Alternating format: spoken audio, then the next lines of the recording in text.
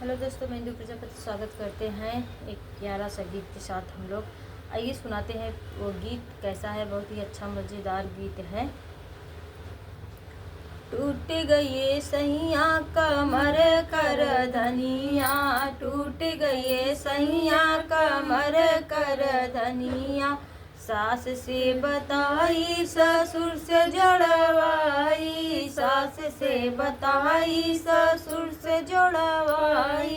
ए सैया भेज देता कुछ तू रुपैया, ए सैया भेज देता कुछ तू रुपैया।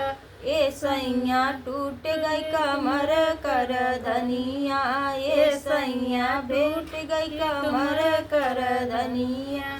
जेठान से बताई जेठ से जोड़वाई, जेठान से बताई जेठ से जोड़वाई। ए सैया भेज देता कुछ तू रुपैया, ए सैया भेज देता कुछ तू रुपैया।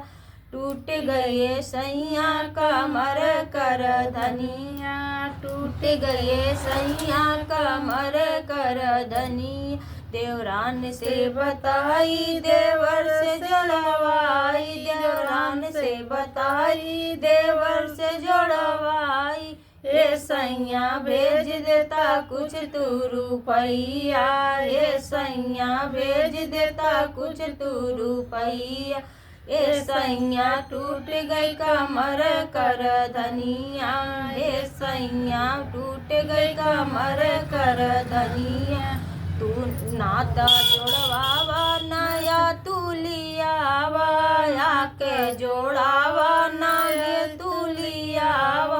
ए सैया नाता रुपैया भेजावा, ए सैया नाता रुपैया भेजावा। ए सैया टूट गई कमर कर धनिया, ए सैया टूट गई कमर कर धनिया। कर धन पहिर सैया नैहर हम जाइब, कर धन पहिर सैया नैहर हम जाइब। भैया बियाह पड़ा पहिन के झमकाइब, भैया बियाह पहिन के झमकाइब। ए सैया भेज देता कुछ तू रुपैया, ए सैया भेज देता कुछ तू रुपैया। ए सैया टूट गई कमर कर धनिया, ए सैया टूट गई कमर कर धनिया।